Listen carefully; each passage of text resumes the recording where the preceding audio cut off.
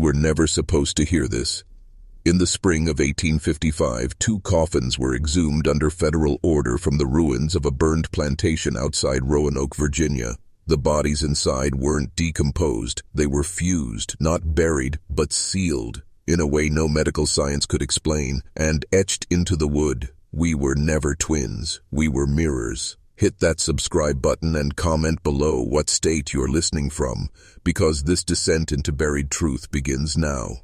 They were called the Forgotten Sisters, but forgetting them wasn't a natural act. It was engineered by men with white coats and cold eyes, whose loyalty wasn't to truth, but to silence. The Henderson sisters, Eleanor and Eliza, were born in 1833 to the same family that produced the infamous Henderson twins, whose deaths scandalized Richmond just 4 years prior. But unlike Thomas and Timothy, whose madness made headlines, the sisters were erased entirely. No death certificates, no burial logs, no marriage, no census. Just one detail remains: they lived, and then something happened. What made their case different wasn't what was done to them, but what they did back. Eleanor and Eliza didn't go quietly into history's grave. They left behind fragments. Handwritten scraps of letters, pages scorched black but still legible in firelight, and the journal of a nurse interned at the Medical College of Virginia who vanished days after recording her final entry. The girls aren't responding to the injections, they're anticipating them. That's where we begin, not with a death, but with an anomaly. The moment in the fall of 1854 when 2 young women walked into a lecture hall in Richmond wearing matching black cloaks and carrying a sealed envelope addressed to whomever seeks correction. The college administrator who received it would later say their voices sounded synchronized, not similars, but simultaneous, like 2 clocks ticking in perfect alignment. Inside the envelope, a list of over 40 names, professors, physicians, and investors tied to illegal human experimentation. Many of those men would die within the year, all of them violently. What science refused to study, what the records won't touch, is what changed inside those girls, and why their minds became the experiment no one could control. Their story was buried, but it didn't stay dead, because corruption doesn't rot, it spreads. This was no tragedy, it was a retaliation. The Henderson sisters were not victims, they were something much more dangerous. It began, as most evils do, under the disguise of progress. By the fall of 1853, the Medical College of Virginia had quietly resumed its closed-door curriculum, a euphemism for what the public would have called butchery. Experimental surgery, neurochemical injections, cold beam electrostimulation, all of it performed on subjects never recorded, never named, and always provided by a handful of trusted plantation families, the Hendersons chief among them. Hit that subscribe button and comment below what state you're listening from, because the deeper we go, the more familiar this all begins to feel. Eleanor and Eliza Henderson were not raised like ordinary Southern girls. Born 8 years after their infamous brothers, they inherited not just the family estate, but their father Jeremiah's obsession with anatomical perfection. While the boys had been educated in dissection, the girls were taught control. The twins weren't just expected to be obedient, they were expected to be identical in every observable way. And for a time they were. They walked in step, they blinked in sync, they answered questions with the same words, the same intonation. When Eleanor once cried during a thunderstorm, Eliza, who wasn't even present, burst into tears in the opposite wing of the house. Nurses whispered of mirror twins. Servants spoke of possession, but their father called it potential. At age 12, the girls were subjected to what Dr. Cornelius Hartwell termed mirror calibration, sensory isolation, reflex conditioning, auditory entrainment. For nearly 3 years, the girls were kept in a sealed chamber beneath the plantation, a converted wine cellar repurposed into a laboratory, where light was controlled, voices were recorded, and every involuntary motion was logged by hand. When Eleanor was pricked with a needle, Eliza flinched. When Eliza was fed bitter tonic, Eleanor vomited. Hartwell's notes, what's left of them, record the phrase entangled cognition over a dozen times. But what they were trying to prove was never about twins. It was about suggestion. Could you split one soul between two bodies? And if you could you then decide which one was obedient and which one needed to be corrected? The girls survived the chamber, but they didn't emerge the same. From that day forward, they spoke only to each other. And when they spoke, no one else could understand the language. The Henderson sisters had become something unnatural, not victims of science, but a reflection of its real goal, not to heal, to control. By January of 1854, something had shifted inside the Henderson estate. Servants reported hearing the sisters whispering long after midnight, not in English, not in Latin, but in a rhythm of clicks and vowel sounds no one could mimic. Doors began locking themselves from the inside, mirrors cracked with no visible cause, and twice, house staff claimed to see both girls standing perfectly still in the middle of the tobacco fields, even though they had been seen seconds earlier inside the mansion. Hit that subscribe button and comment below what state you're listening from, because the real history of this country isn't in the textbooks, it's buried in the bloodlines. Dr. Hartwell had returned, quietly. Disgraced by the twins' 1851 deaths, he was no longer affiliated with any college, at least officially, but behind the walls of the Henderson estate, his experiments had not only resumed, they had evolved. Eleanor and Eliza were no longer subjects. They were now considered assets. He didn't want to correct them anymore.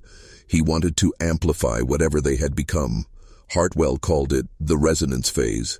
His notes, what fragments remain, describe an escalating series of procedures: twin pulse neural induction, synchronized dream interruption, and most chilling of all, dual consciousness inversion.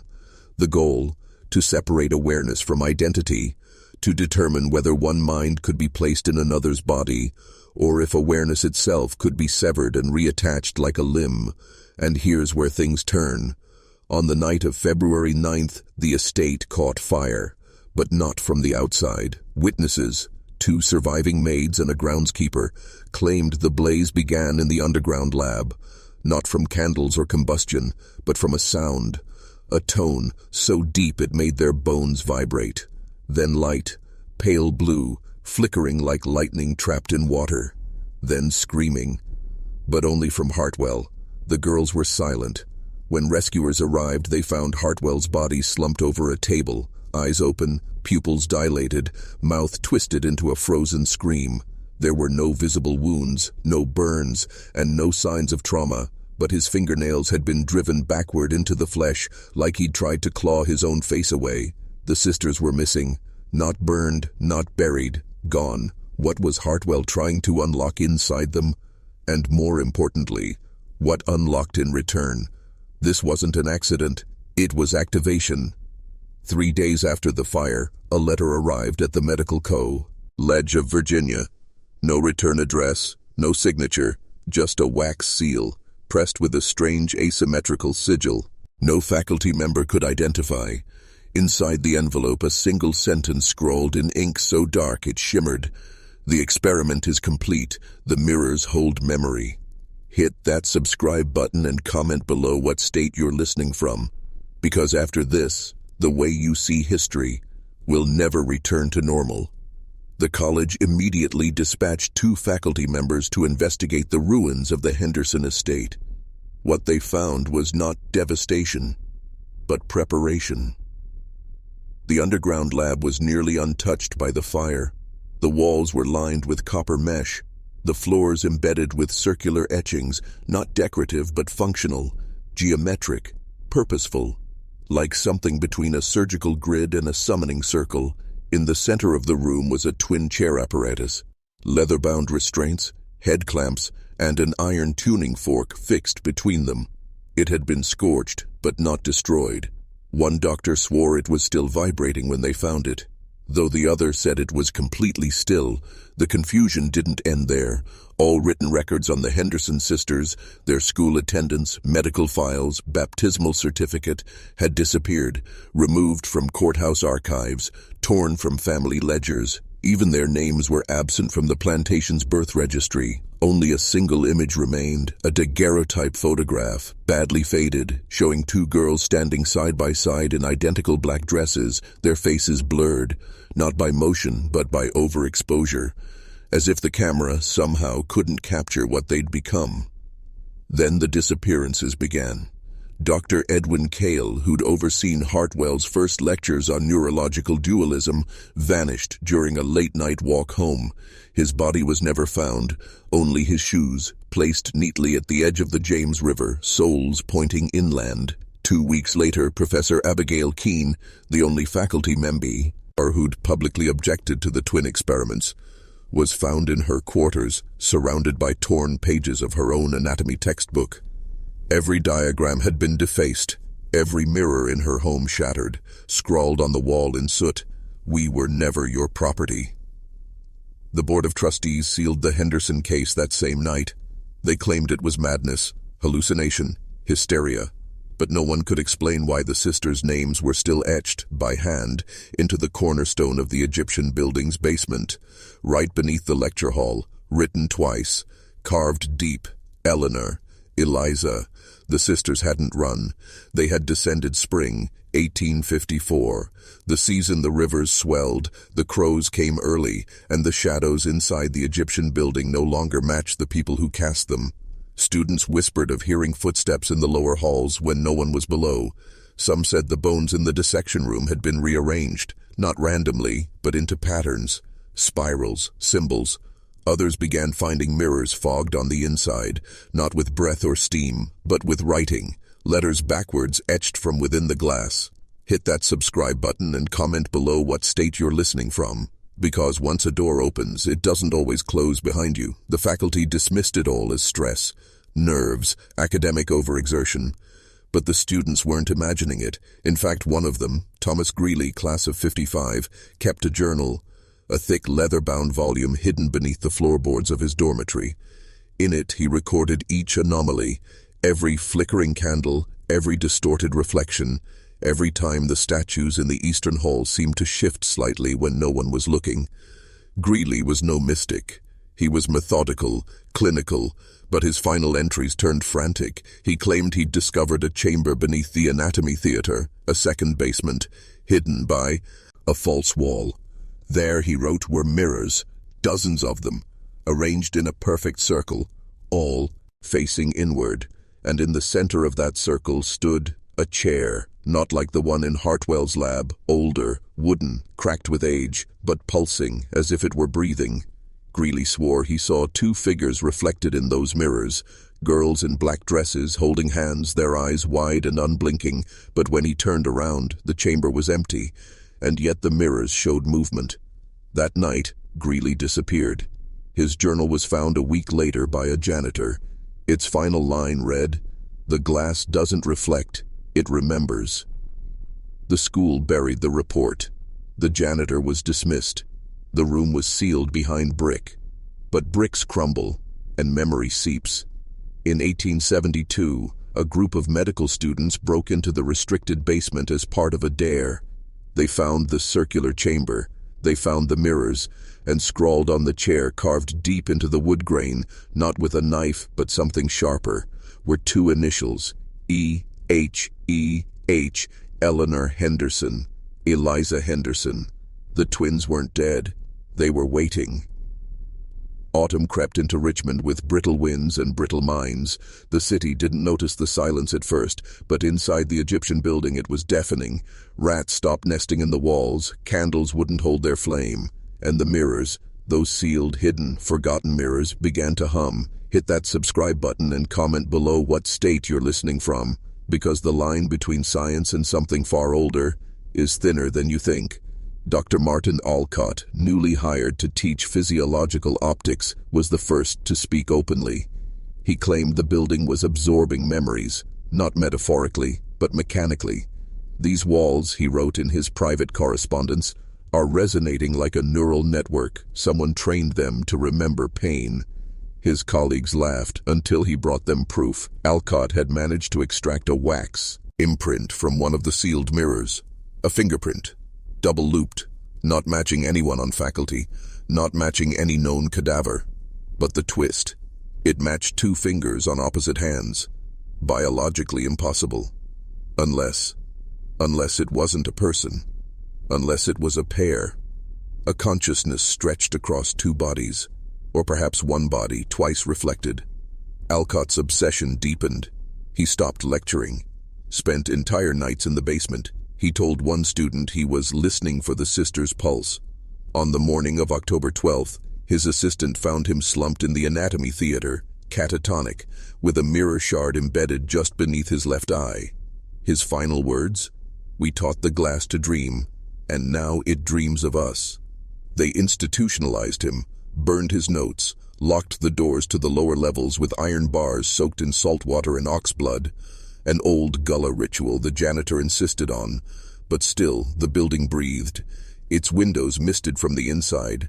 Cold drafts moved against the direction of the wind. Then, in 1883, during renovations, workers unearthed a crawl space behind the east wing. Inside were skeletal remains, small, child-sized, folded into impossible positions. Each skull had been split precisely down the midline, then fused back together. Every single one bore the same marking, etched onto the frontal bone: infinity. Or something far worse: completion. The Henderson sisters didn't just vanish. They weren't taken. They became something. And whatever they became is still growing. Winter 1885. Snow piled high against the stone steps of the Egyptian building, but inside it was warmer than it should have been. Unnaturally warm, as if something deep beneath the foundation was burning. Not fire, not heat, memory. That year, Professor Aldous Wren took over custodianship of the building archives, an academic man rational to the point of arrogance. He believed every ghost story was just bad record-keeping, every whisper of the Henderson twins, every chilling tale about the mirrors, just superstition layered over student boredom. Hit that subscribe button and comment below what state you're listening from, because some buildings don't just hold history, they hunger for it. Wren was meticulous. He catalogued every document, every floor plan, every forgotten report, and that's how he found it. A page misfiled behind the dental pathology logs. Yellowed, ink faded, but still legible. A requisition form, dated March 1846, signed by head surgeon Samuel Greaves. Request: 2 identical iron head restraints, small adult size. Quantity: 2. The restraints had never been inventoried, never discussed in any procedural notes. Wren followed the paper trail to an unused storage room near the sub-basement stairwell. What he found there would haunt him: a padded room, lined with copper wire. Inside, a surgical table, rusted, bolted to the ground, and above it, 2 iron rings hanging from the ceiling, spaced precisely shoulder-width apart. One of them still had a strand of black hair caught in its hinge. Wren's report was dismissed by the board. He resigned in protest and left Richmond entirely. But before he vanished, he sent a letter to his niece Margaret, a practicing nurse in Boston. That letter was never delivered. It was returned, unopened. The envelope, however, had been opened and resealed, written faintly in graphite across the back: "They remember who watched."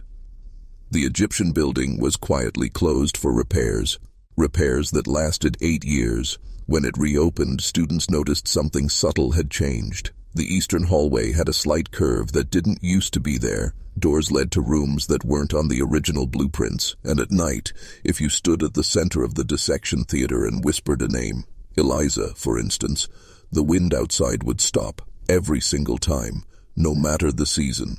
And somewhere, faintly beneath your feet, you'd hear a mirror crack. Spring of 1892.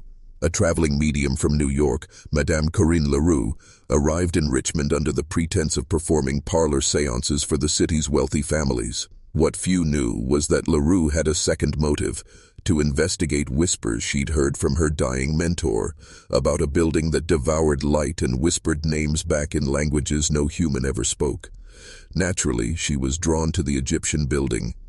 Hit that subscribe button and comment below what state you're listening from, because some walls don't echo sound, they echo souls. Leroux was no fraud. Her seances weren't mere showmanship. Her skills were precise, terrifyingly so. And on May 3rd, she was granted permission to conduct a reading inside the closed-off west chamber of the building. No one had used that room in decades. They shouldn't have let her in. The session began with 4 skeptics, including Dean Malcolm Bryce, who demanded the right to document everything. For 43 minutes, nothing happened. No voices, no movement. Just LaRue, eyes closed, hands trembling slightly as if tuning into something very far away. Then, at exactly 9:17 p.m., every candle in the room flared, then extinguished simultaneously. And LaRue began to speak. But it wasn't in English. Nor French, nor Latin, nor any known tongue. Dean Bryce transcribed what he could. Phonetic gibberish, he thought. But later, a visiting scholar from Cairo recognized some of the syllables. They matched inscriptions found in tombs beneath the bent pyramid, words believed to represent a pre-human dialect of directional consciousness. That night, LaRue collapsed. She'd bitten through her own tongue. When she awoke, she spoke a single English sentence before seizing violently. They were born facing each other, and then the mirror split them, but not the her mind. She died hours later, eyes wide, pupils fixed on something above her, as if watching a ceiling that no one else could see. The other witnesses, they began to deteriorate. Bryce was institutionalized within the month after insisting that shadows were following him, always arriving before he turned a corner. One man threw himself from a train bridge. Another tried to dig into the floor of his home, saying, "I hear them singing down there. I have to listen. They're finally singing in English." The last man's ears were filled with broken glass. No one could explain how. To this day, Madame LaRue's séance transcript is held in a locked drawer in the university archives, unlisted. Only 2 keys exist, and one of them was buried with her. The other, still missing. Autumn 1901. The Egyptian building had become a quiet rumor. New students walked its halls without knowing, but the staff remembered. The old janitor, Mr. Rourke, never mopped near the east stairwell after sunset. Professors locked certain doors twice, not out of habit, but out of fear. The building wasn't haunted. It was listening. And that year, it decided to speak again. Hit that subscribe button and comment below what state you're listening from, because when a building whispers your name, it already knows how you'll die. On October 11th, third-year student Vincent Hale entered the dissection theater at 6:42 a.m. He was ambitious, tireless, and preferred studying alone in silence. What he didn't know was that the night before, the janitor had heard knocking behind the east wall, a wall that had no adjacent room. He chalked it up to pipes, but they'd never knocked in threes before. Vincent wheeled a cadaver into position. He began his notes. 20 minutes passed. Then the scalpel went missing. He was sure he'd set it beside the body, but it was gone. No sound, no movement. He retrieved another from the drawer, and that's when he saw it. The cadaver had turned its head, only slightly, just enough to face him. Vincent froze. The room remained still, cold. Then he noticed something worse. The mirror on the far wall, meant for observing technique, showed 2 cadavers, but there was only one table. He ran. Security found him hours later curled in a fetal position beneath the amphitheater seating, muttering the same sentence over and over. "It's not dead if the mirror remembers." Vincent never returned to class. He was committed to a facility in Norfolk, where he died 4 months later of a cerebral hemorrhage. But before his death, he produced dozens of drawings, pages upon pages of twin figures, their heads connected by surgical wires, standing in rooms with no doors, and always behind them, a mirror, cracked, bleeding. After his death, a letter arrived at the medical college. No return address. Inside, a photograph of the dissection room mirror from 1867, and scribbled in the margin, "Only one body ever left the building. The other is still waiting." The photo was authenticated. The mirror still hangs in the same spot, but today it reflects just a blank wall, as if the room behind it no longer exists. But the janitor says sometimes when he walks past with the lights off, He sees two shadows moving, neither of them his winter of 1913. A new dean had taken over the medical college, Everett Monroe, a stern man of science who believed in order, structure, and the superiority of reason over superstition. He viewed the Egyptian building's legacy as a stain on the institution's credibility. Ghost stories, whispers, missing records, all nonsense. Monroe declared it publicly. Let the past rot in its own shadows. We are men of medicine. Hit that subscribe button and comment below what state you're listening from, because the past doesn't rot. It waits in silence until you dissect yourself. As a statement of finality, Monroe ordered a full renovation of the building's unused sub-basement, a level sealed since the fire of 1869. Workers were contracted, walls were stripped, and beneath the old surgical amphitheater, they discovered something that had not been marked on any blueprint. A hallway, narrow, built in a curve, like the inside of a shell. At the end, a locked iron door with no handle, just a square aperture, and a number etched above it. Not Roman, not Arabic. No one could translate it. For 2 days, the workers refused to enter. They said the hallway didn't echo. One said his own footsteps sounded delayed, like something behind him was mimicking him. But half a second late, Dean Monroe laughed. He entered the hall himself with a team of 3. He was the only one to come back out. He told everyone they found nothing, ordered the passage sealed with brick and concrete. No further discussion. But the foreman's logbook told a different story. One page read, Dr. Monroe stood at the aperture for 10 minutes, then began reciting names, but not in English. He touched the door. It opened without a key. Inside we saw something in a chair. It wasn't breathing, but I swear its eyes moved.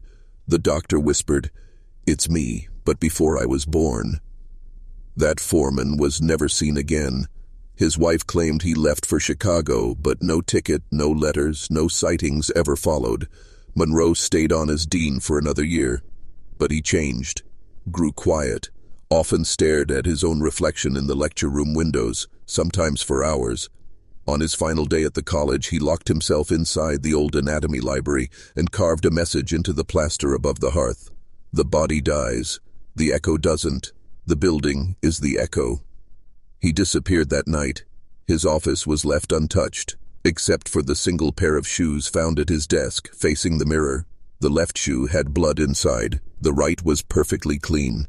Spring 1922. They were called the silence years. No deaths, no disappearances, no visions. The Egyptian building had gone.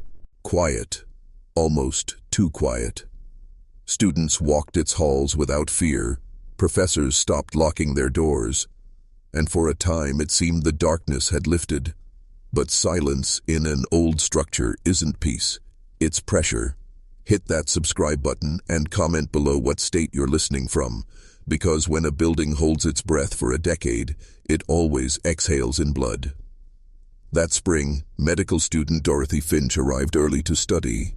Ambitious and sharp-minded, she was the first woman allowed into the pathology honors track. Her notes were meticulous. Her routines never varied. Every morning at 6:45 a.m., she sat in Reading Room C, directly beneath the northeast tower. It was a cold, drafty room with a warped floor and one mirror, large, oval, and framed in tarnished brass. No one knew who'd placed it there. It wasn't listed in any inventory. On March 29th, Dorothy entered the reading room and noticed something peculiar. The mirror was missing its reflection. Not broken, not dark, blank. Like someone had removed the glass entirely. She approached. At 4 feet, she still saw nothing. No bookshelves, no flickering gaslight, no self. And then she did.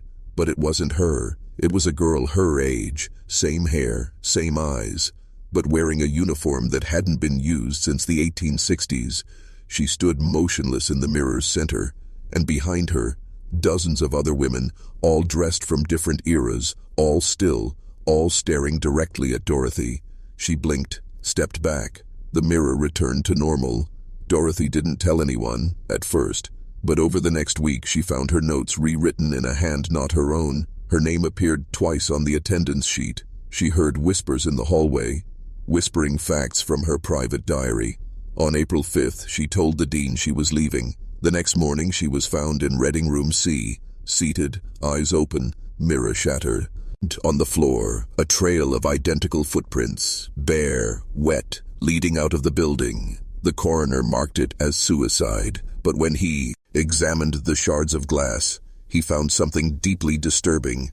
No blood, no hair, not even a fingerprint, but every piece reflected a different face, and not one of them was Dorothy's. Autumn, 1930. By now, even the skeptics whispered. The Egyptian building had become a quiet threat, not through violence but suggestion. Faculty transferred, students transferred. What remained were the ones who couldn't leave, custodians, night staff, archivists, people no one noticed until they were missing. Hit that subscribe button and comment below what state you're listening from, because some buildings don't want your body. They want your attention. Albert Meeks was one of those invisible men, night janitor for 17 years, always polite, always silent. He swept the halls at 2 a.m., humming old hymns under his breath. Nothing ever rattled Albert until the basement started humming back. He told his wife about it, said the floors below the records room had changed. "It's longer now," he said, "like the hallway grows when no one's looking." His keys stopped fitting. The lights would dim when he entered the surgical wing, and one night he claimed he saw a man, dressed in 1840s surgical attire, walking upside down across the ceiling, moving slowly, precisely, carrying a rusted bone saw. Albert tried to quit. He begged for a transfer. But the letter he mailed to administration was returned with a strange note written across the envelope. This man already resigned in 1883. On November 3, 1930, he went missing, not a trace. His cart was found just outside the locked basement, mop still wet, the hymn, "Nearer, My God, to Thee," echoing faintly down the stairwell. They searched for weeks, but what they did find was far worse. Behind a false panel in the anatomy lab, a hidden alcove, dry, perfectly preserved.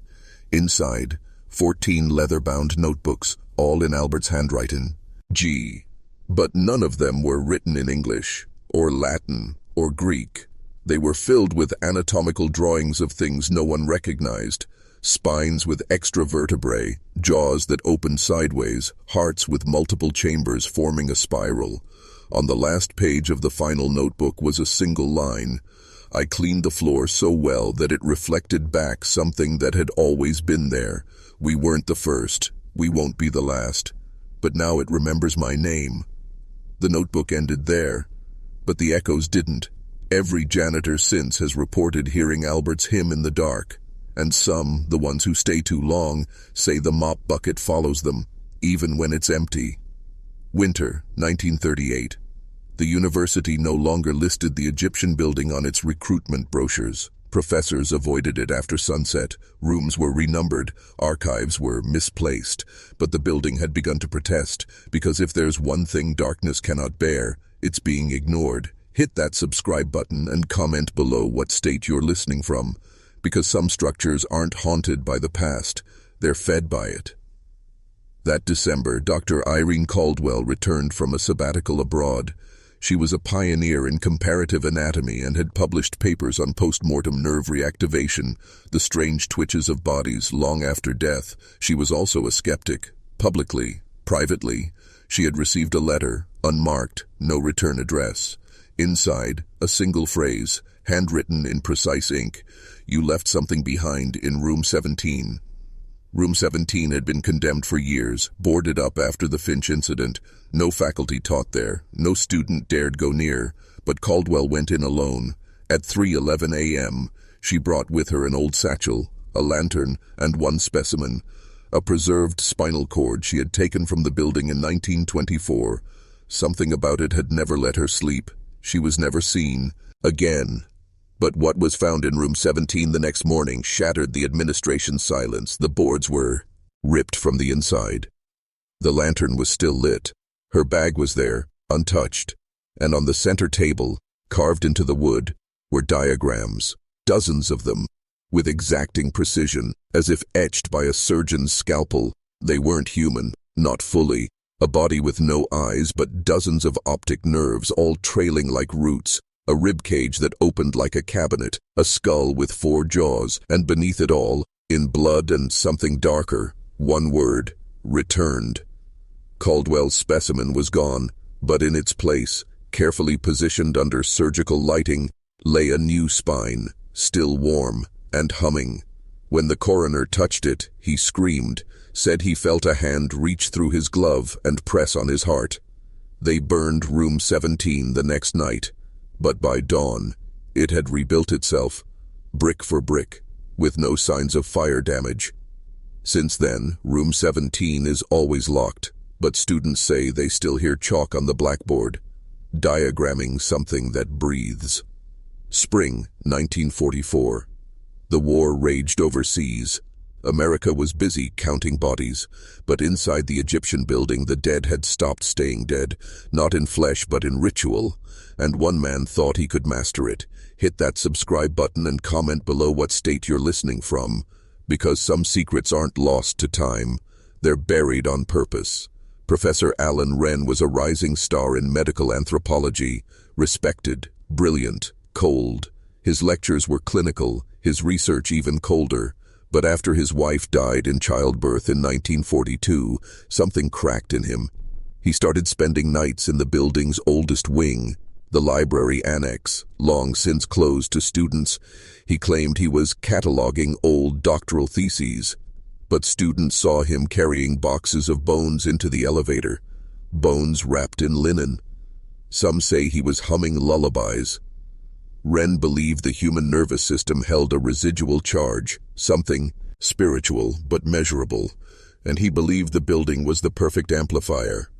In his private notes, later seized by federal agents, he wrote, "Pain is memory, muscle is memory. This building remembers because we bled here. I will bring her back in the same hall she died in, and the floor will let me." The final night of his experiment, the building locked itself, doors welded shut, lights blew out, power failed across 3 city blocks, and for 1 hour and 19 minutes, the air above the Egyptian building shimmered, as if the sky were being folded inward.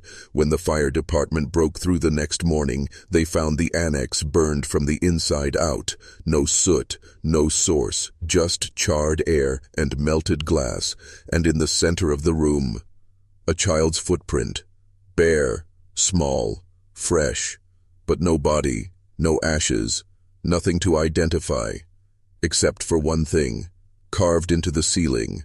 The ceiling, mind you, were the words, "It worked." But she came back different. Wren was never seen again, but in the spring semester, several students dropped out after claiming they saw a child's silhouette in the lecture hall mirrors, always walking backward, always mouthing something you couldn't hear unless you were alone. And when you were alone, she asked one question: "Where is my mother's body?" No one ever answers, because if you do, you're never seen again. Either autumn 1951. 7 years had passed since the Wren incident, and the university had quietly removed his name from faculty records. The building stood, cold, untouched and still open, but only technically. Students enrolled in classes held there often transferred out mid-semester. No one said why. No one needed to. But in October of that year, something older than the building itself was found beneath it. Hit that subscribe button and comment below what state you're listening from, because what lies under the foundation was never meant to be uncovered. Construction crews were brought in to repair a collapsed utility tunnel. It was supposed to be routine, jackhammers, concrete, a few new pipes, but at 2:37 p.m. the drilling stopped because the drill bit didn't hit stone. It hit bone, not human, not animal, not anything catalogued by science. The workers described it as a lattice of calcified vertebrae, woven in impossible directions, spiraling downward in a helix that disappeared into blackness. The foreman went down to inspect it himself. He never came back up. An hour later, a second worker went down, then a third. None returned. The university sealed the shaft and issued a gag order, but it was too late. In the following weeks, students complained of vibrations in the lower lecture halls, a low, constant hum that made their teeth ache and their noses bleed. Some said it sounded like breathing. Others heard voices, in perfect unison, repeating one phrase over and over: "We remember your promise. Campus clergy attempted a blessing. The building rejected it. The priest vomited blood and passed out before he could finish the rite. When he awoke, he was blind in his left eye. He claimed he had seen rooms that were never built, bodies that were never born, gods that were never named. After that, no clergy returned. University janitors refused to clean the lower levels, not after the floor in room B12 began secreting a black, oily substance. When tested, it matched no known organic material, but it was alive. Microscopically, it pulsed, and when exposed to light, it retracted. They burned the lab equipment, sealed off the tunnel for good. But late at night, if you place your ear against the first basement wall, students say you can still hear knocking, slow, patient, like waiting. And sometimes, the wall knocks back, and when it does, it always knocks 3 times. Just like a door winter, 1956. The Egyptian building stood silent in the snow. Faculty had stopped assigning Lectu Res there. Most students didn't even know what the building was anymore, just some strange tomb-like structure on the edge of campus, permanently under renovation. But that winter, a group of 5 medical students made the mistake of going inside, voluntarily. Hit that subscribe button and comment below what state you're listening from, because this was the last time anyone went into that building by choice. They were part of a private student society, unofficial, off-record, obsessed with fringe medical history. They called themselves the 13 Ribs, referencing the ancient theory that the human body had once contained more bones, and that some were taken to silence man's first knowledge. Led by a brilliant but arrogant student named Philip Crane, they broke into the Egyptian building on the night of December 13th. They weren't searching for ghosts. They were searching for whatever was buried beneath the anatomy theater. They brought equipment, EM sensors, bone drills, even ancient texts. One of them had smuggled in a shroud from a Vatican archive. Another carried a syringe filled with their own blood. What happened next was pieced together only from Philip's audio recorder, found 6 weeks later in the snow, just outside the west entrance, still running, though the batteries were long dead. The first 30 minutes are laughter, bravado, echoes of metal boots on stone. Then the voices grow quieter. They mention a hallway that wasn't there before. One says, "It smells like the womb," then screaming, not terrified, transformational, as if someone was seeing something so enormous, so devastating it shattered their understanding of time. Then, silence. For 20 minutes, nothing but the sound of liquid dripping, and then, finally, Philip's voice whispering in a slow, cracked tone, "She's not sleeping anymore." She opened her mouth and my name came out, but it wasn't her voice. The recorder ends with static and a child humming. The university found no trace of the other 4 students. Philip was eventually discovered in a locked surgical locker, eyes removed, tongue surgically split. On the wall, written in something red and flaking, "We offered blood, but she was born hungry."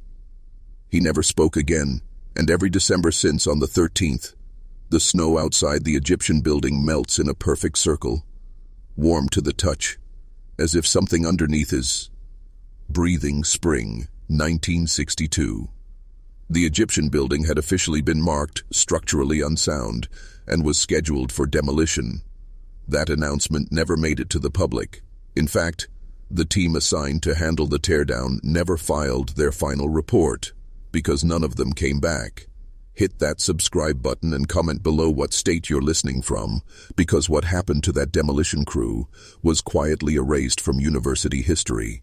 The firm hired was Dawes Kelmer Demolition, a government-cleared company with experience handling buildings containing hazardous materials, unstable structures, and, in whispered circles, classified ruins. Their team consisted of 7 men, all veterans, all professionals. But within 72 hours of entering the site, the building stood untouched, and the men were gone. The only evidence left behind was a single film reel, 16mm, unlabeled, found spinning on a projector in the university film lab at 3:12 a.m., discovered by a janitor who had come in early due to a snow delay. He said the room smelled like wet soil and bleach, even though no cleaning supplies had been used. The film lasted exactly 11 minutes and 23 seconds. It begins in black and white, with the crew standing outside the building. They're joking, lighting cigarettes, discussing blueprints. Then the camera goes static, just for a moment, and when the image returns, it's inside. And it's not the Egyptian building anymore. It's a corridor, endless, organic. The walls curve like ribs, and the texture looks moist, like the inside of a lung. The camera shakes violently. One of the crewmen begins reciting the Lord's Prayer backward. Another drops to his knees and starts digging into the floor with his bare hands, screaming that he can feel the heartbeat. At 8 minutes in, the audio cuts entirely, but the men begin moving in perfect synchrony, their mouths open wide, wider than human anatomy allows, and from each of their throats comes a black smoke, not visual effect, not grain, smoke that moves independently of the air. It curls upward and shapes itself into letters. For one single frame, the letters spell a name. The film burns out before the name finishes forming. The janitor who found the film was hospitalized later that day. He had gone completely blind. Doctors said the optic nerves were intact, but when asked what happened, he kept repeating, "There's no demolition. She wants to be seen." That week, the demolition was called off without explanation. And the building? It stayed. Still locked, still standing, still waiting. Autumn 1968. A young professor named Dr. Ellis Hartwell joined the university's Department of Medical History. Brilliant, idealistic, and obsessed with uncovering lost anatomical knowledge, Hartwell had received grants from both Harvard and the Smithsonian for his work on pre-modern surgery techniques. But it was his side research that drew whispers.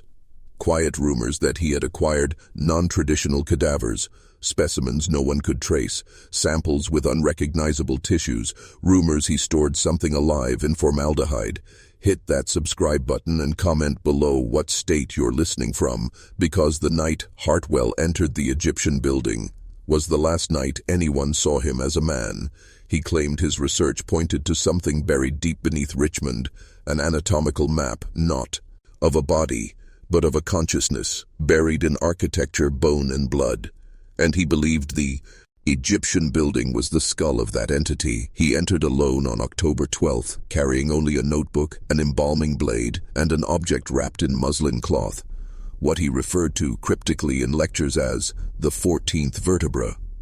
His final recorded note, written in shaking script, "It's not a building, it's a body, and I think it's waking up."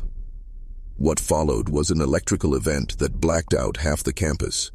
Students in dorms nearby reported hearing low-frequency groaning, not mechanical, not natural. One student described it as like something enormous was crying from underneath the floor.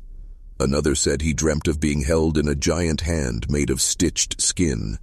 Campus security arrived 20 minutes later. They found the front doors to the Egyptian building open, the air thick, not smoky, not foggy, but viscous. It clung to their uniforms. Their radios failed.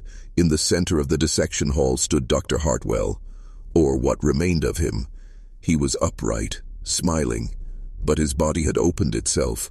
From clavicle to pelvis, his torso had unfurled like a flower, ribs bent outward, organs arranged with surgical precision, still pulsing. Something else was in his place, a spine that didn't belong, a vertebra that didn't match human structure, written on the inside of his opened ribcage in some reddish ink that moved when you looked too long. "She accepted me." The room was sealed, classified. All further investigations shut down by an unnamed federal agency within 48 hours. Hartwell's notebooks were confiscated, but not all of them. One survived, and in its final page, written upside down and mirrored, "If this is the skull, the mouth is next." By 1972, the Egyptian building was more legend than facility. Students dared each other to touch the doorknobs. Faculty passed keys between themselves like cursed relics. But behind the scenes, a new program quietly emerged under the Department of Pathological Neurology, the Isocrates Initiative. It never appeared in course catalogs. No photographs, no published research. Just a series of private lectures held once a month, always at midnight. Hit that subscribe button and comment below what state you're listening from, because these lectures weren't about medicine, They were about something inside the human brain that doesn't belong to humans. The invitation-only gatherings attracted select students from philosophy, biology, and architecture, each handpicked by a professor who would later vanish or be institutionalized. They weren't taught anatomy in the traditional sense. They were shown symbols etched into bone, heard frequencies buried in skull cavities, and told to memorize phrases that made their mouths bleed when spoken aloud. One student, Leonard Wexler, took notes, obsessively. Dozens of spiral-bound notebooks, each one labeled only with a number. He stopped attending regular classes, stopped sleeping. He claimed the lectures weren't lectures at all, but a process of decoding the mind into something more ancient. On March 9, 1973, he broke into the Egyptian building through a storm drain beneath the West Wing. He left a cassette recorder running. The tape lasted 46 minutes. The first 20 minutes are silent aside from footsteps. Then you hear him whisper, "It's not just a skull, it's a mouth." And the words we're saying are teeth. Then something knocks. 3 slow, heavy knocks, like bone against marble. Then laughter, not his, feminine, old, and close. Suddenly, Wexler begins screaming, not out of fear, out of realization. He's reciting a date over and over. December 12th, 1874, December 12th, 1874, I was there. He wasn't even born then. When the security team found him 3 hours later, he had removed his own ears, folded them in his hands like Offa, rings, and whispered, "I heard it. I finally heard it." He was committed to Black Ridge Asylum, where he died in 1996, still smiling. Years later, his notebooks were rediscovered by a maintenance worker. Page 438 of Notebook 6 contains only one phrase, written over and over in black ink. "The skull dreams, the mouth waits, the tongue returns." And below that, a drawing, a map of the university shaped like a coiled fetus, and at the head, marked in red, Egyptian building, incision point. By 1978, strange reports began emerging from the hospital wing directly adjacent to the Egyptian building. Patients who had never spoken began muttering in dead languages. Medical interns claimed their dreams were being shared. Identical symbols, identical rooms, identical voices whispering the same phrase. The tongue remembers. Hit that subscribe button and comment below what state you're listening from, because what happened that winter would erase 6 people from the university's records and fracture the mind of one of America's most promising neurologists. Her name was Dr. Evelyn Merrow. Only 34 at the time, Merrow had completed her double doctorate in neurophysiology and comparative anatomy. She believed language wasn't just processed by the brain. It was stored in muscle, embedded in tissue, like a memory waiting to be spoken. She had a theory, radical at the time, that the human tongue contained impossible instincts, genetically encoded phonemes no one should know. Words that didn't belong to any known culture, but emerged in the sleep talk of trauma patients, dementia sufferers, and children who died before learning to speak. In December of that year, she received a file with no return address. Inside, a series of anatomical sketches, a VHS tape labeled Verb Number 17, and a torn page from Leonard Wexler's notebook, the one that read, "The tongue returns." The tape showed a procedure performed inside the Egyptian building, a man on a table, still, eyes open, awake, doctors surrounding him, silent, placing metal hooks in his tongue, stretching it into unnatural angles, forming a shape not meant for the human mouth. Then the man spoke. The room shook. Not metaphorically. The camera rattled. Ceiling tiles fell. Instruments clanged to the ground, and the lights dimmed. Not out, just dimmed from the inside, as if reality itself blinked. Then the tape cuts. That night, Merrow disappeared. A janitor found her office door open, her desk drawers emptied, books scattered. On her chalkboard was a phrase written in her handwriting again and again. There is no speech, only possession. When police entered her apartment, they found her medical textbooks burned in the sink. The walls were covered in anatomical diagrams, but not of humans. These were organic machines, resembling skulls with tongues that extended like roots. The only clue left behind? A sealed envelope addressed to the university dean, never mailed. Inside, the human body is not a vessel. It is a sentence. The brain stores memory. The tongue stores command. And something is waking it up. The Isocrates initiative was abruptly terminated that month. Faculty silenced. Archives sealed. But one record survived. A patient file from the hospital wing, room 402. Unnamed, long-term admission, no medical ID. In the final entry, under patient vocalization, it read, "She speaks only one word, over and over. Incisor." And beneath that, written in a red pen, "The mouth has a key. We gave it hers. Spring 1982. Deep in the sub-basement of the Egyptian building, a place not listed on any university blueprint, a graduate student named Marcus Bell found something he was never supposed to see. He wasn't a doctor or historian, just a quiet, bookish assistant cataloging medical storage, tasked with digitizing old pathology slides. But one night, Bell discovered a narrow stairwell behind a supply cabinet, steps of stone, wet to the touch, descending far deeper than the building should allow. He brought a flashlight, a tape recorder, and a single typed note found in a sealed folder labeled, "Restricted, departmental eyes only. Do not enter without a tongue. Hit that subscribe button and comment below what state you're listening from." Because what Bell recorded that night was so disturbing, so inhuman, it was immediately seized by federal agents posing as CDC investigators. But copies were made. One of them still circulates today on underground forums. It's referred to as the Bell tape. It begins with static, then footsteps, then Marcus's voice, low and nervous. "Going down the old stairs now, stone slick, smells like salt and iron."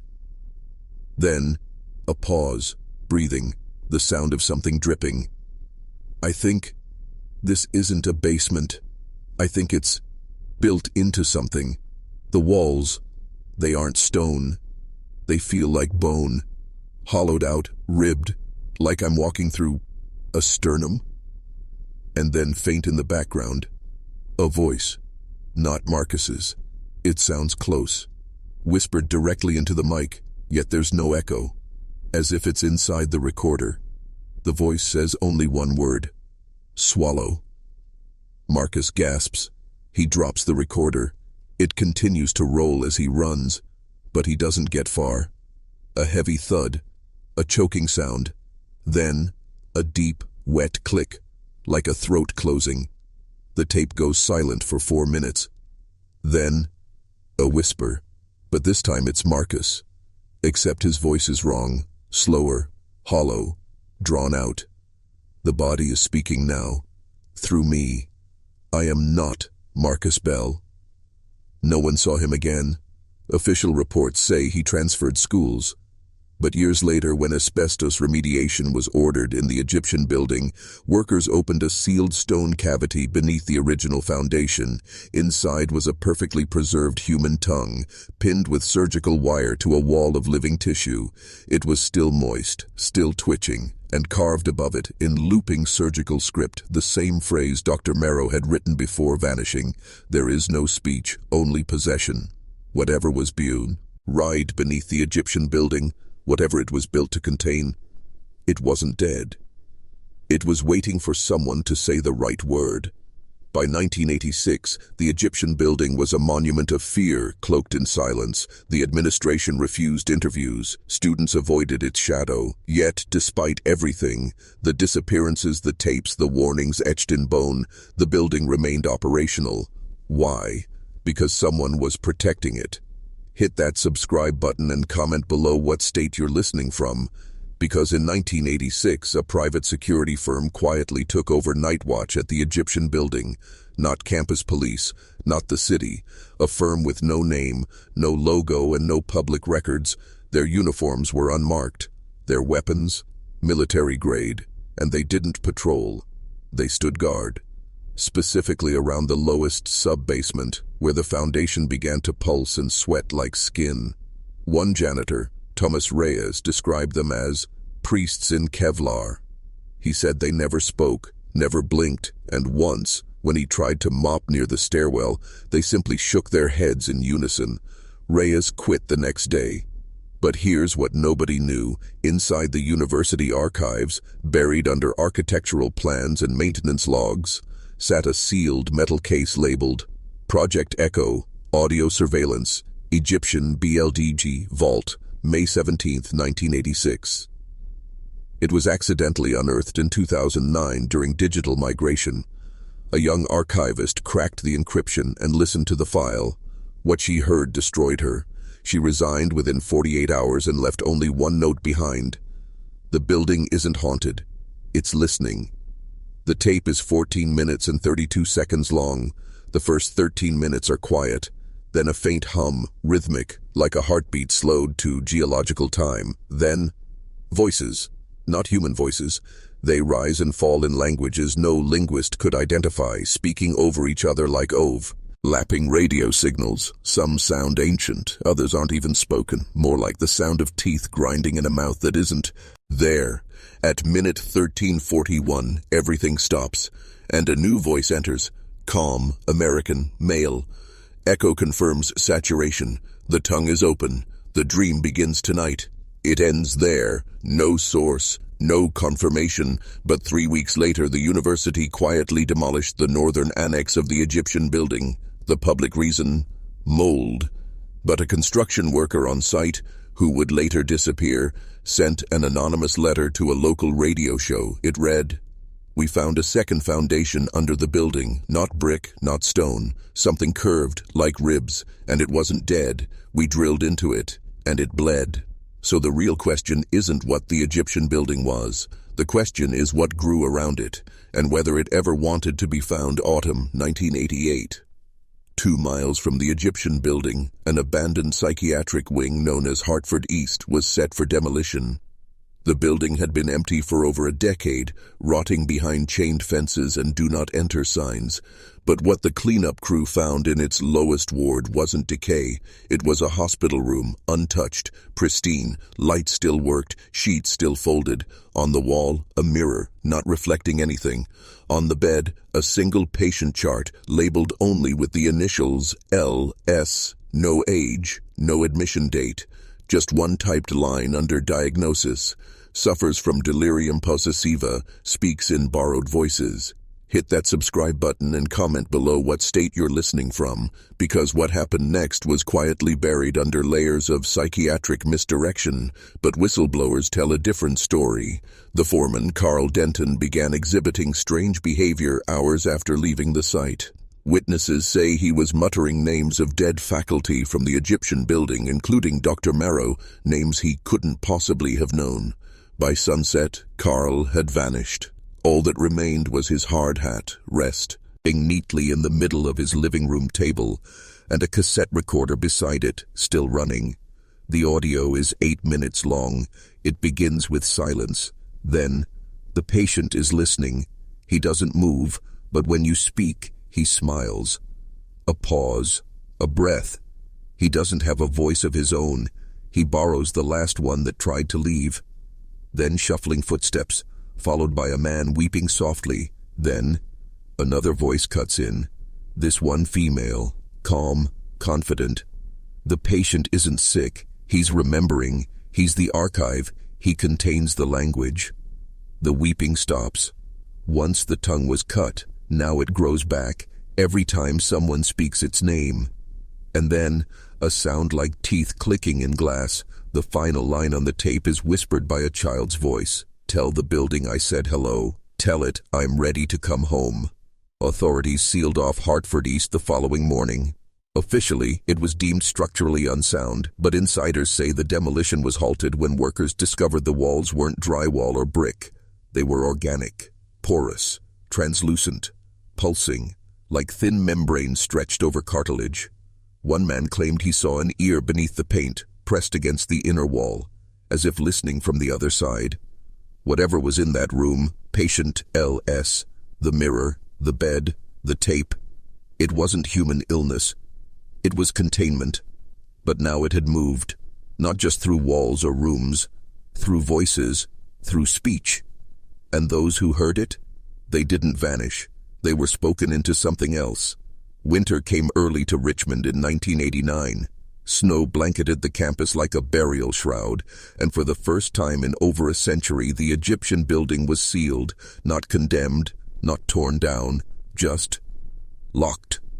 As if even the university had finally accepted the unspoken truth, this building was not a place, it was a mouth. And someone, or something, had been feeding it stories. Hit that subscribe button and comment below what state you're listening from, because on December 3rd, 1989, an anonymous parcel arrived at the office of Dr. Miriam Koenig, a folklore professor known for her work on Appalachian oral tradition. No return address, no postage stamp, just a single word handwritten on the box. Echo.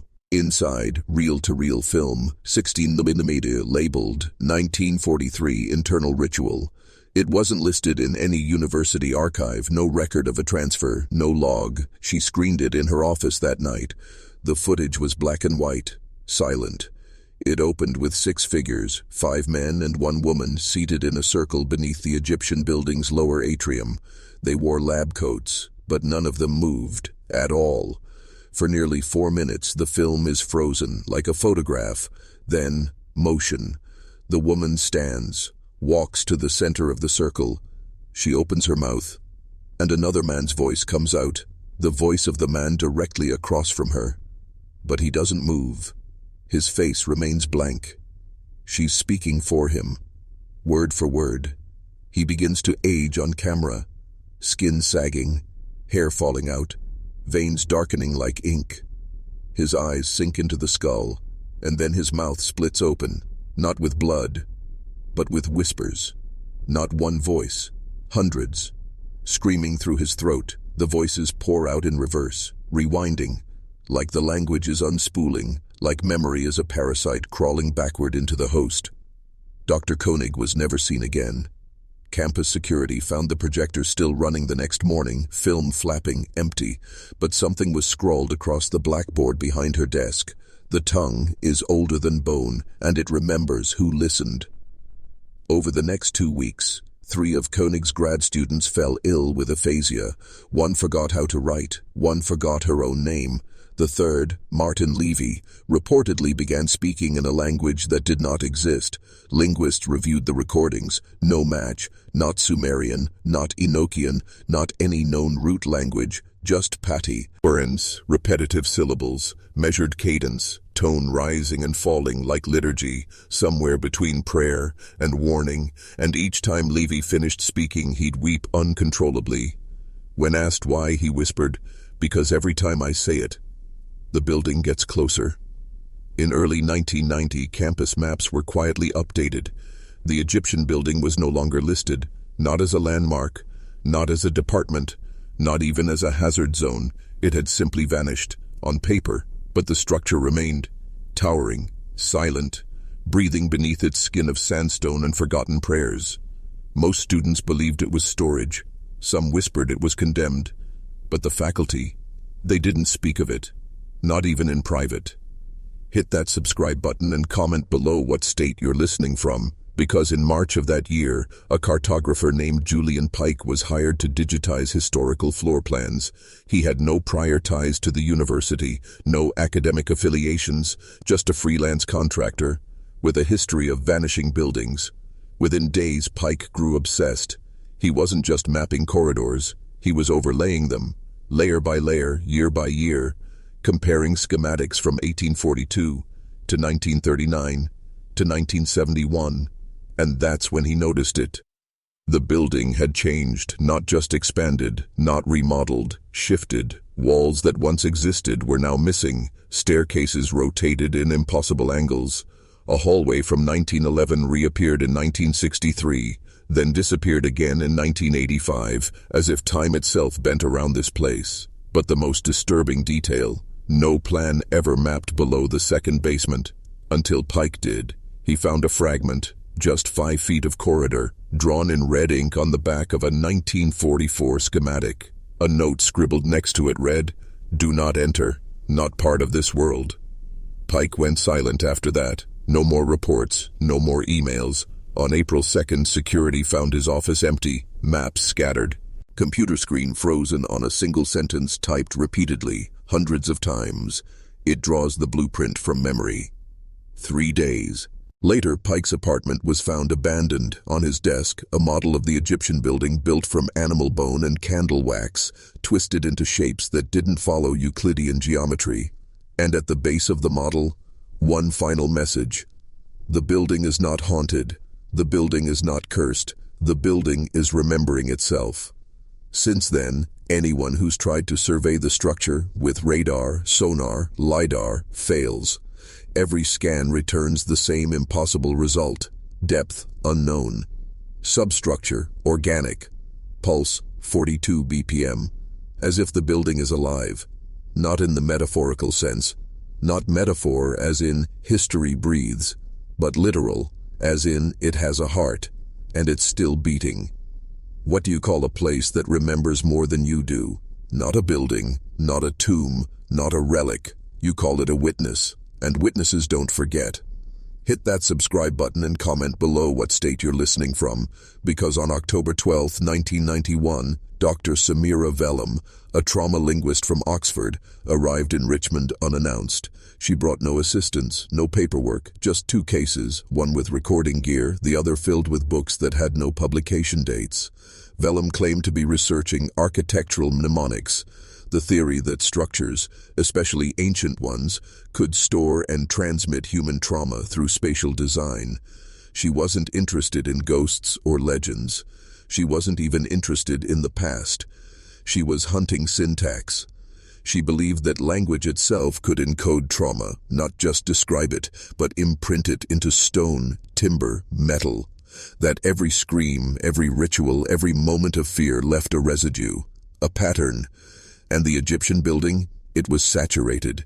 She began sleeping in her office. By November, she had stopped speaking entirely. Instead, she started writing in chalk, long passages across the walls and floor of her room.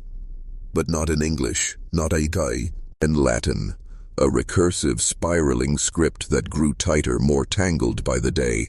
Her final note, found smeared on the window, read, "Language is not for communication. It is for containment."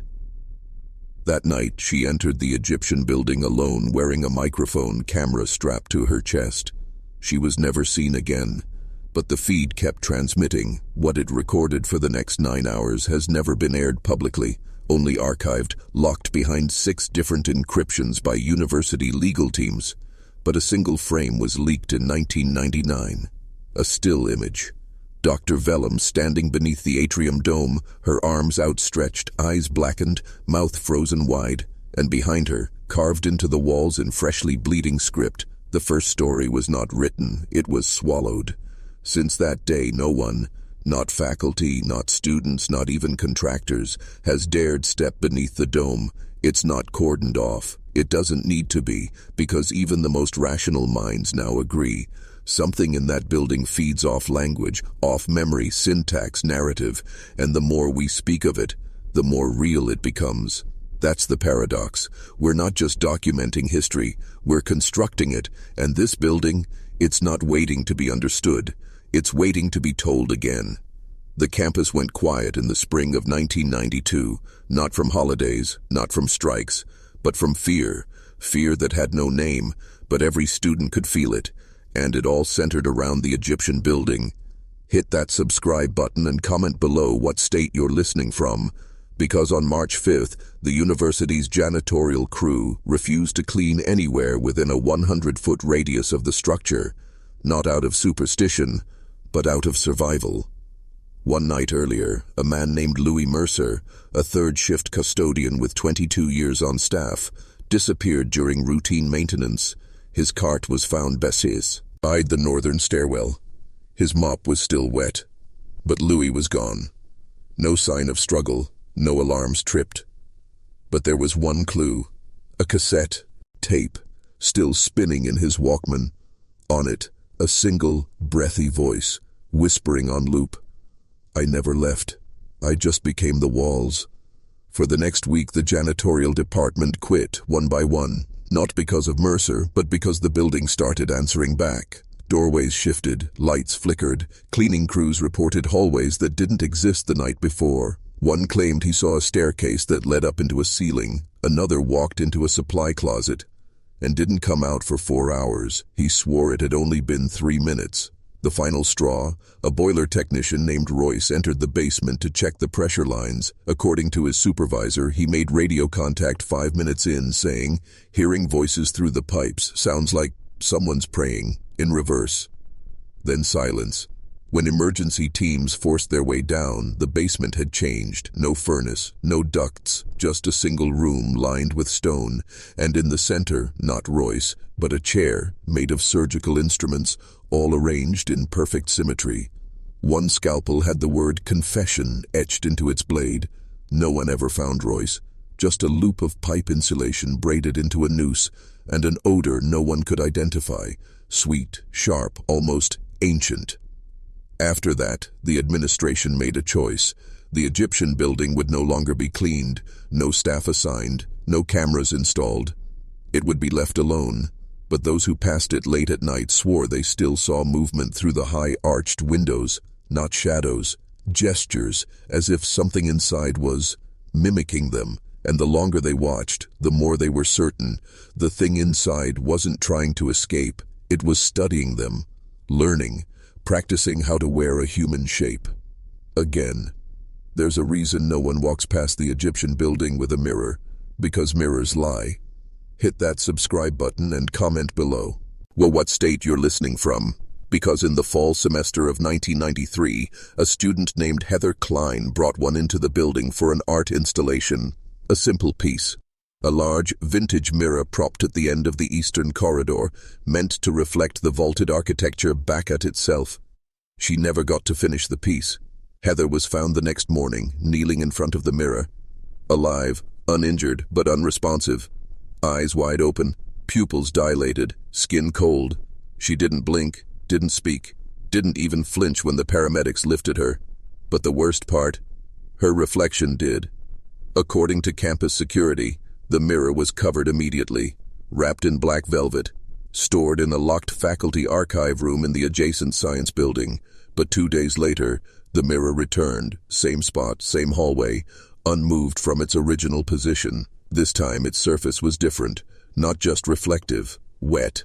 A condensation formed on the inside of the glass, as if something behind it was breathing. A few students tried to joke it off.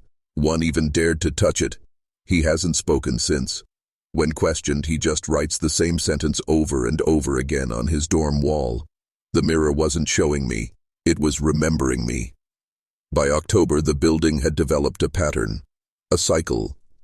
Every 13 days, without fail, the mirror would appear somewhere new.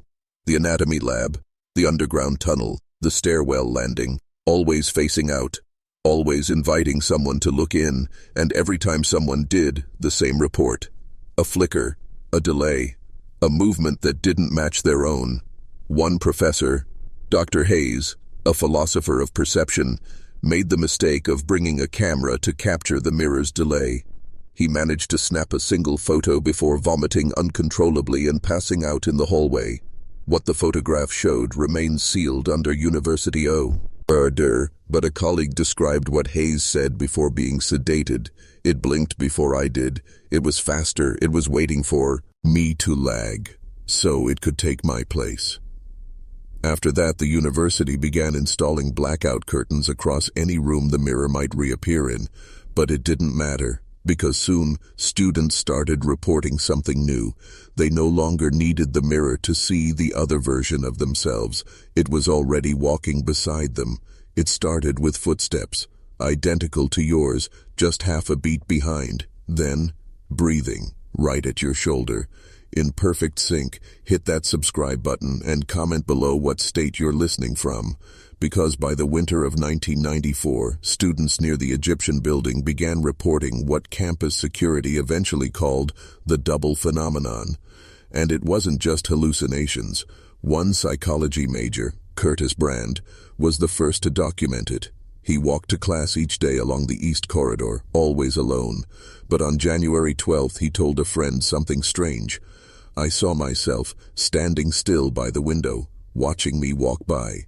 At first, no one believed him. Curtis had struggled with sleep deprivation, even a short hospital visit during finals.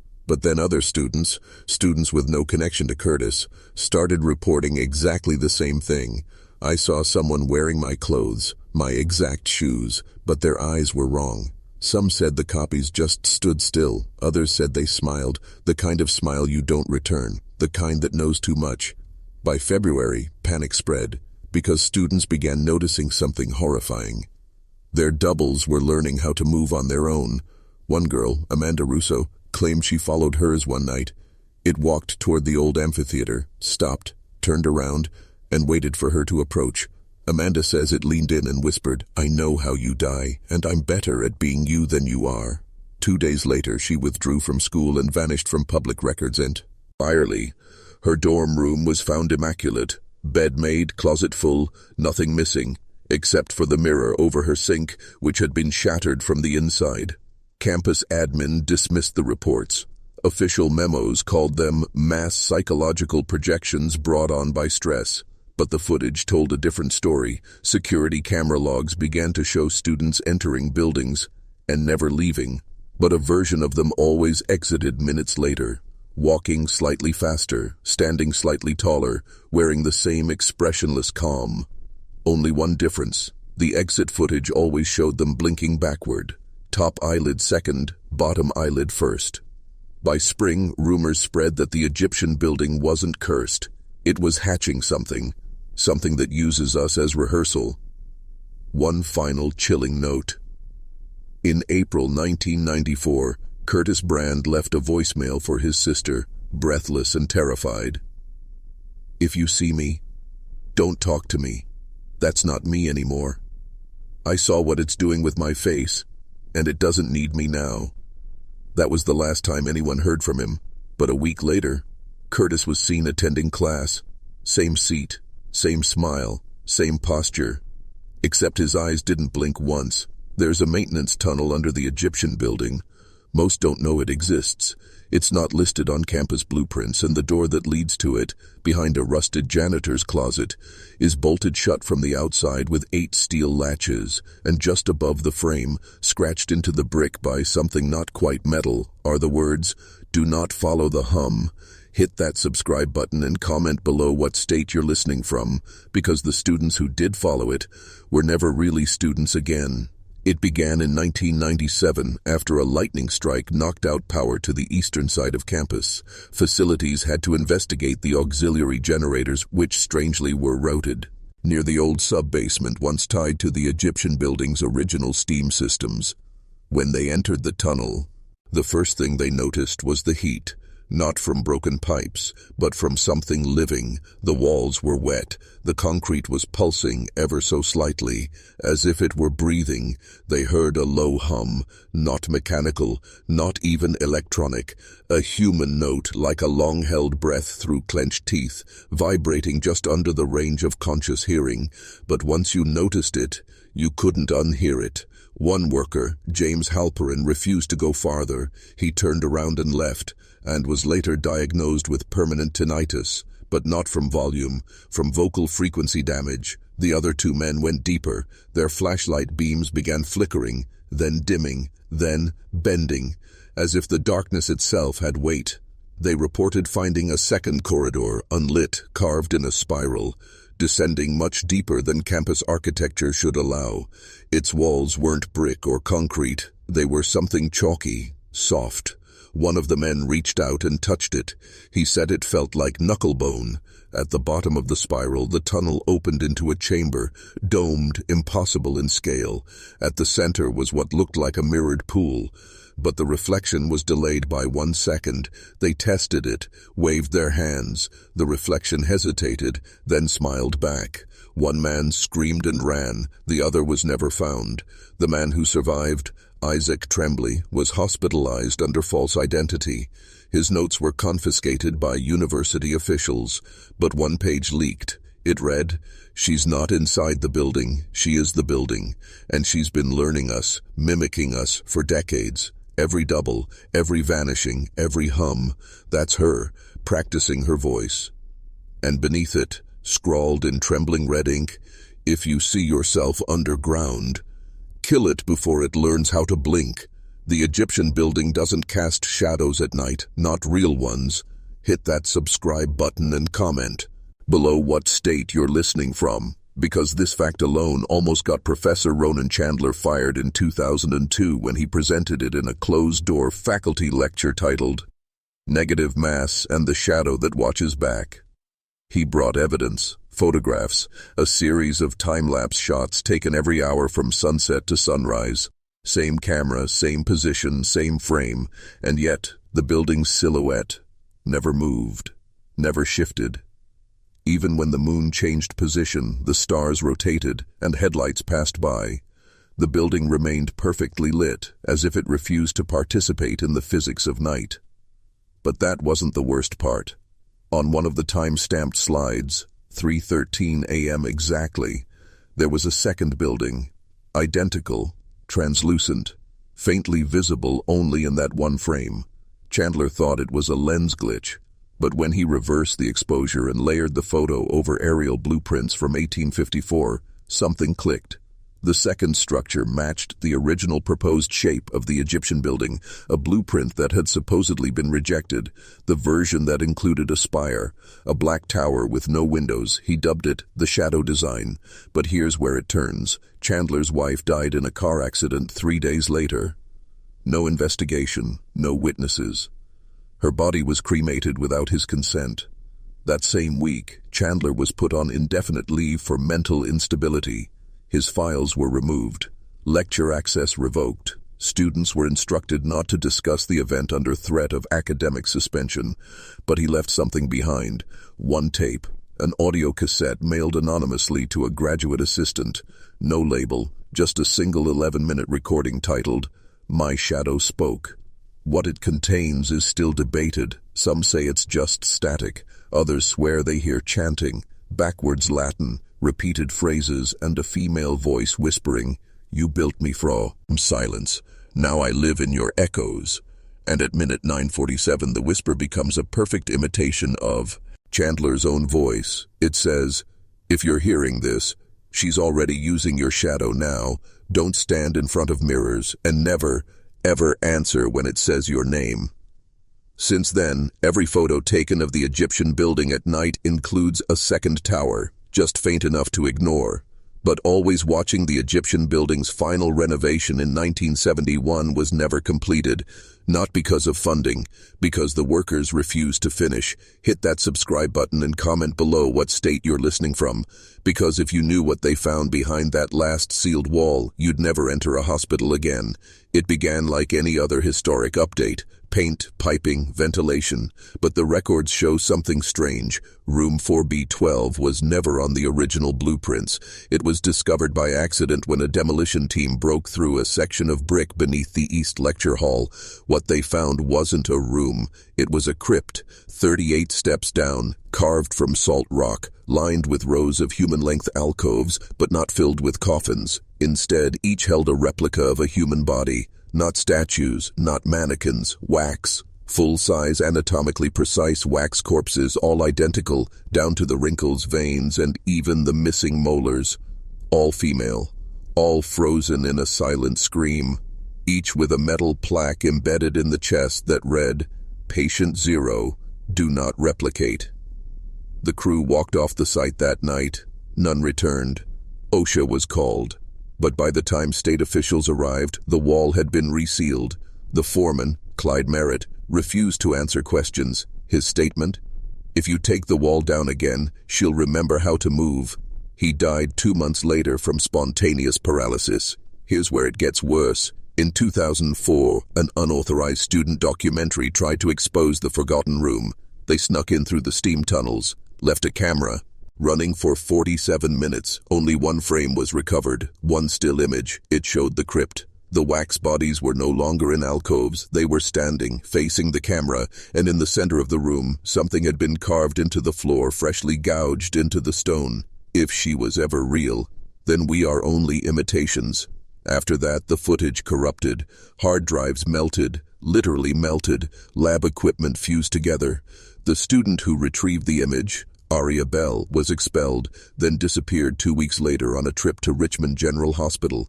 but her roommate swears she got one final voicemail before Aria vanished. A woman's voice, identical to Aria's. It simply said, "The wax remembers, and it wants to try again." On March 13th, 2020, the Egyptian building disappeared, not metaphorically, literally gone. Hit that subscribe button and comment below what state you're listening from, because this event wasn't on the news, wasn't reported by the city, and yet dozens of eyewitnesses all say the same thing. For 47 minutes, between 2:11 and 2:58 a.m., the building vanished from reality. No lights, no walls, no shadow. Security footage, blank. Every camera in a 10-block radius shows the exact same static during that time frame. Even satellite imagery from the night displays an empty plot, like the building had never existed, and then at 2:59 a.m., it was just back, as if nothing had happened. But those 47 minutes weren't empty, because 5 people were inside and only one walked out. Dr. Lena Voss, assistant researcher, neuroscience, junior staff. She emerged barefoot, clothes soaked, eyes bloodshot, bleeding from both ears. She said nothing for 5 days, not a single word. When she finally spoke, it was one sentence repeated over and over again. "I watched the walls give birth to themselves." Psychologists blamed it on psychosis, trauma, flashbacks, but the blood samples taken from her body during intake tell another story. Her DNA had changed, not mutated, rewritten.